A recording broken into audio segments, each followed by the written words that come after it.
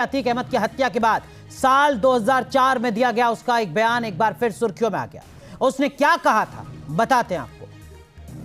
अतीक ने कहा था कि एनकाउंटर होगा या पुलिस मारेगी, अपनी बिरादरी का कोई सिर फिरा मारेगा, सड़क किनारे पड़ा मिलूंगा। और हुआ भी कुछ ऐसा ही। 2004 में अतीक ने खुद को लेकर यह बयान दिया था और 2023 की जो तस्वीरें सामने आई वो लगभग एक जैसी। 2004 में जब अतीक अहमद प्रयागराज के फूलपुर से लोकसभा चुनाव लड़ रहा था तब मीडिया ने उससे पूछा था कि वो क्रिमिनल है तो उसके किस्से का अंत कैसे होगा।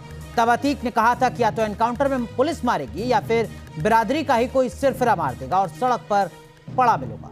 विधि का विधान देखिए, अतीक के उस बयान के 19 साल बाद उसका करीब वही हाल हुआ जिसकी आशंका उसने साल 2004 में जताई थी। वो 3 शूटर्स के हाथों मारा गया। वैसे सवाल यह कि क्या अतीक को अपनी मौत के तरीके का पहले से आभास था? यह सवाल साल 2004 में दिए गए उसके बयान से उठना लाजमी है। 2004 में अतीक ने कहा था कि एनकाउंटर होगा या पुलिस मारेगी या अपनी बिरादरी का सिरफिरा सड़क के किनारे पड़ा मिलूंगा। यह बात भी अतीक ने कही थी। उसके इस बयान के 19 साल बाद 2023 में करीब वैसा ही हुआ जिसकी आशंका उसने जाहिर की थी। 15 अप्रैल की रात 10:35 पर 3 शूटर्स ने उसे और उसके भाई को पुलिस कस्टडी में मार डाला। तो अतीक अशरफ मर्डर से जुड़ी इस वक्त की बड़ी खबर आपको बता दें। अतीक अहमद को शूटर्स ने 8 गोलियां मारी थी। अतीक के सिर, गर्दन, छाती, कमर में गोलियां लगी थी। अतीक के भाई अशरफ को 5 गोलियां मारी गई। अशरफ की गर्दन, पीठ, कलाई, पेट, कमर पर गोली लगी। इस वक्त की बड़ी खबर आपको बता रहे हैं। अतीक के 8 गोलियां लगी हैं। जो हमलावर हैं उन्होंने 8 गोलियां मारी हैं अतीक के, और अतीक के भाई अशरफ को 5 गोलियां मारी गई। अशरफ के भी गर्दन, पीठ, कलाई, पेट, कमर पर गोलियां लगी हैं। पोस्टमार्टम रिपोर्ट जो कल आई उसमें इस जानकारी को साझा किया गया जिसमें बताया गया कि दोनों भाइयों पर कुल 13 गोलियां चली हैं जिसमें से 8 गोलियां अतीक के लगी। तो माफिया अतीक अहमद और उसके भाई अशरफ को मेशपाल हत्याकांड में पूछताछ के लिए पुलिस रिमांड मिली थी। 15 अप्रैल की रात करीब 10:30 बजे दोनों भाइयों को पुलिस जब मेडिकल कराने लाई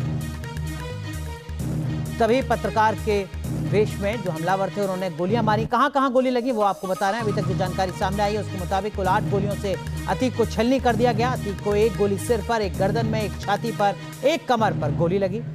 ये जो 8 गोलियां लगी हैं ये किस जगह लगी हैं, इसके साथ साथ अतीक के भाई अशरफ को कहां गोली लगी वो भी आपको बता दें। अशरफ को 5 गोलियां लगी हैं। अशरफ की गर्दन में 1 गोली लगी है, 1 गोली पीठ और कलाई में, साथ ही अशरफ के पेट और कमर में भी 1 गोली शूटर्स ने मारी थी। 3 गोलियां अशरफ की बॉडी में ही मिली हैं जबकि 2 गोलियां शरीर को आर पार कर गई। अतीक अहमद और उसके भाई अशरफ का पोस्टमार्टम हो चुका है। पोस्टमार्टम में क्या निकला इस पर पूरी जानकारी दे रहे हैं न्यूज नेशन संवाददाता राहुल डबास। 15 अप्रैल रात के 10:28 8 गोलियों से छलनी हो जाता है गैंगस्टर अतीक अहमद। उसके भाई अशरफ की बात करें तो उसे भी 6 गोलियां लगती है। तीनों के तीनों हत्यारे वही सरेंडर कर देते हैं और अब सुपुर्द खाक भी हो चुके हैं। अगर दोनों भाइयों की बात करें, गैंगस्टर की बात करें, ये वही प्रयागराज है जहां पर अतीक की तूती बोला करती थी। गैंगस्टर का आतंक था लेकिन आतंक अब खत्म हो गया, खत्म हो गई उसकी मिट्टी भी, क्योंकि वो अब दफन हो चुका है। लेकिन बहुत सारे ऐसे सवाल हैं जो अभी भी दफन नहीं हुए। भाई को 6 और खुद अतीक को 8 गोली मारने वाले तीनों शख्स दरअसल कौन थे? उनके पीछे उनको कठपुतली की तरह नचाने वाले कौन थे? और कैसे वो तीनों युवक जो अलग अलग जिले से आते हैं उन जिलों के अंदर कैसे उनका ताना बाना जुड़ता है? कैसे वो 48 घंटे तक होटल के एक ही कमरे में रहते हैं? और कैसे इस हत्याकांड को इतनी बारीकी से अंजाम दिया गया कि वो पत्रकार का वेश बनकर सामने आ जाए? और कैसे उन्होंने पुलिस के डर के बिना लगातार गोलियों से दोनों भाइयों को छलनी कर दिया? दरअसल ये पूरी फिल्म तो यहाँ घटी थी, यानी मोतीलाल नेहरू मंडलीय चिकित्सालय में। लेकिन इस पूरी फिल्म का डायरेक्टर कौन था? डायरेक्टर जिन्होंने उन तीनों कातिलों को एक साथ अलग अलग जिले से प्रयागराज बुलाया। डायरेक्टर जिसकी वजह से 48 घंटे तक अस्पताल से पहले होटल के कमरे में साजिश बुनी गई साजिश रची गई और डायरेक्टर के साथ साथ न्यूज़ नेशन की कोशिश होगी उस प्रोड्यूसर को भी खोजने की जिससे अतीक की मौत से सबसे ज़्यादा फ़ायदा उसी प्रोड्यूसर को हुआ होगा, क्योंकि डायरेक्टर तो एक तरीके से वो रचनाकार है, वो डोरियां हैं जिस डोरियों के आधार पर ही तीनों हत्यारे नाच रहे थे।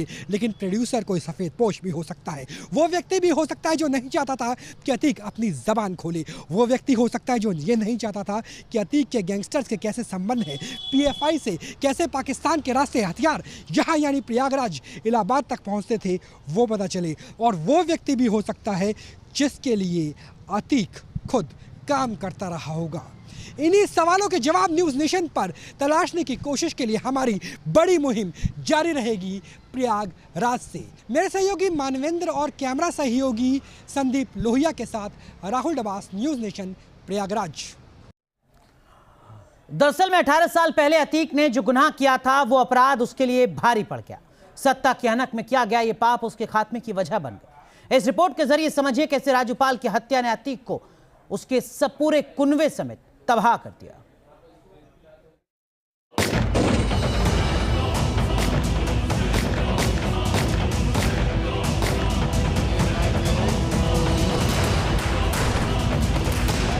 जो यहाँ के मुख्यालय जितने पुलिस प्रशासन के हैं उन्होंने अपना फर्ज अदा किया, जो उनको करना चाहिए उन्होंने अच्छा न्याय किया।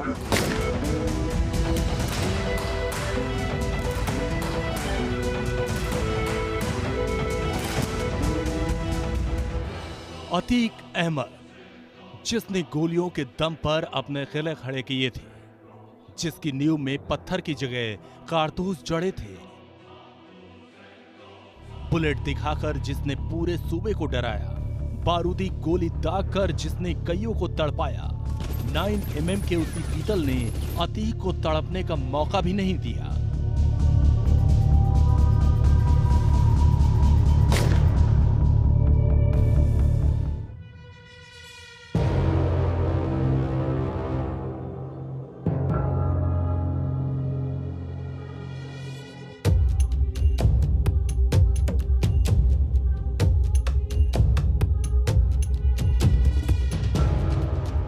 अतीक अहमद के गुनाहों की फहरिस्त तो बड़ी लंबी थी, लेकिन अतीक को क्या पता था कि उमेश पाल हत्याकांड उसके हर गुनाह का फैसला कर देगा।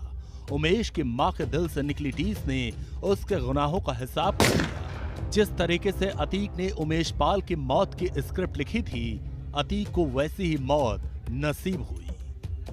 उससे टक्कर लेना हम लोगों की हिम्मत नहीं था, लेकिन आज मुख्यमंत्री जी ने जो कहा है वो कर रहे हैं। अब इस समय मुझे शासन प्रशासन में पूरा विश्वास है कि जो भी करेंगे वो अच्छा करेंगे। उमेश पाल हत्याकांड न केवल अतीक के कब्र की आखिरी खेल बना, बल्कि माफिया के पूरे खानदान और उसके गुर्गों के सफाए का कारण भी बन गया। उमेश हत्याकांड से जुड़े किरदारों में कोई ढेर हो चुका है तो किसी के भागने के लिए जमीन भी छोटी पड़ रही है। जिसने साजिशें रची वो अतीक और उसका भाई अशरफ ढेर हो चुके हैं। असद, गुलाम उस्मान और अरबाज मौत की नींद सुलाए जा चुके हैं। बमबाज गुड्डू मुस्लिम, शूटर साबिर, अरमान अपनी उखड़ती सांसों के साथ कानून के पंजे से बचते बचाते भाग रहे हैं। शूटर्स की मदद करने वाले जैनब फातिम और आयशा नूरी की तलाश की जा रही है और अखलाक नैनी जेल में सलाखों के पीछे कैद है। अतीक अहमद, जिसने खौफ के दम पर अपने गुनाहों की किताब लिखी थी, उसका आखिरी पन्ना पलटा जा चुका है। प्रयागराज के चकिया वाला अतीक अब अतीत बन चुका है। गुनाहों की गलियों से होते हुए जिसने सियासी गलियारों तक का सफर तय किया था, उस अतीक के स्याह दामन से कभी सियासत भी दूरी बनाकर रखती थी। लेकिन साल 1991 और 93 में निर्दलीय उम्मीदवार के तौर पर जब अतीक ने चुनावी समर में जीत का परचम लहराया, उसी वक्त सियासी अलमंदारों ने अतीक के दरबार में हाजिरी लगानी शुरू कर दी थी। वोटों की फसल लहरा रही थी तो सियासतदाताओं के मुंह में पानी तो आ ही जाता है। एक मुश्त वोट बैंक का सवाल हो तो सियासतदान कहां पीछे रहने वाले। 1996 के चुनाव में अतीक अहमद को समाजवादी पार्टी से टिकट मिल गया था। अपने बाहुबल के दम पर अतीक ने फिर जीत के झंडे गाड़े। बेशक अतीक अहमद ने अपने सियासी सफर के दौरान कई राजनीतिक पार्टियों का दामन थामा, लेकिन सच ये है कि इस दौरान गुनाह का दामन उसने कभी नहीं छोड़ा। जिस सीट को अतीक अहमद अपनी मिल्कियत समझ बैठा था, उस सीट से अवाम ने अतीक के छोटे भाई अशरफ को नकार दिया। अपने भाई की हार अतीक को कुछ इस कदर नागवार गुजरी कि उसने अपने भाई को शिकस्त देने वाले राजूपाल को अपना शिकार बना लिया। यहीं पर अतीक ने सबसे बड़ी गलती कर दी। पूर्वी उत्तर प्रदेश का गैंगस्टर जिसे अपनी ताकत पर गुमान था, उसे लगता था कि कानून तो उसकी जेब में है, उसकी जागीर है और खाकी को अपने घर का चौकीदार मानता था। लेकिन उमेश पाल हत्याकांड के बाद वो फंस गया। इस कदर फंसा कि यह हत्याकांड उसके जीवन की सबसे बड़ी गलती साबित हुई। बीएसपी विधायक राजूपाल की हत्या में अतीक नामजद हो चुका था। राजूपाल की हत्या के बाद से ही अतीक की उल्टी गिनती शुरू हो चुकी थी। राजूपाल के घर वालों के आंसू अतीक और उसके काले साम्राज्य पर कहर बनकर टूटे। जो पाप करेगा उसको एक दिन इसी धरती पे सब कुछ झेलना है, चाहे वो मैं हूँ, चाहे वो कोई अगला हो, चाहे कोई भी हो। आतंक का अंत है जी, कि जैसे इंसान की करनी होती है वैसे इंसान की भरनी होती है। जैसे इंसान करेगा वैसे इंसान इसी धरती पे सब कुछ झेलना है, सब देख करके जाना है यहाँ से। 25 जनवरी साल 2005 को धूमनगंज इलाके में बीएसपी विधायक राजूपाल की दिन दहाड़े हत्या एक ऐसी वारदात थी जो न सिर्फ इतिहास बन गई, बल्कि उसने अतीक और उस परिवार के सियासी करियर को तबाह कर दिया। 2005 में विधायक राजूपाल की जब हत्या की गई, उस मामले में अतीक अहमद और उसके भाई अशरफ को नामजद किया गया। अतीक अहमद और अशरफ के जितने भी शूटर थे, सहयोगी थे, उनके खिलाफ रिपोर्ट लिखाई गई। जो सामने नहीं आए उनको चार्जशीट में नामजद किया गया। ये माना जाने लगा कि 25 जनवरी 2005 से ही अतीक अहमद के साम्राज्य का अंत होने लगा था।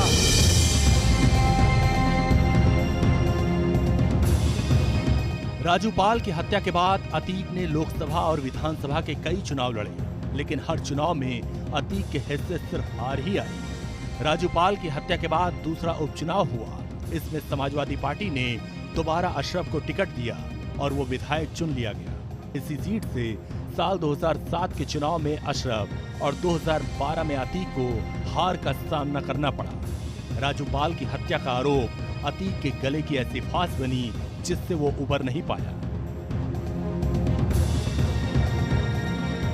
साल 2007 में जब सत्ता की कुर्सी पर बसपा प्रमुख मायावती काबिज हुई तो अतीक अहमद के खिलाफ कार्रवाई का सिलसिला शुरू हो गया। माफिया डॉन अतीक अहमद ने असलहे और बम के दम पर जो कीमती जमीनें हथियाई थी उसे उसके चंगुल से छुड़ाया जाने लगा और अतीक अहमद को जेल का रास्ता दिखा दिया गया। तो इस वक्त की बड़ी खबर आपको बता दें, अतीक अशरफ हत्याकांड में एसआईटी का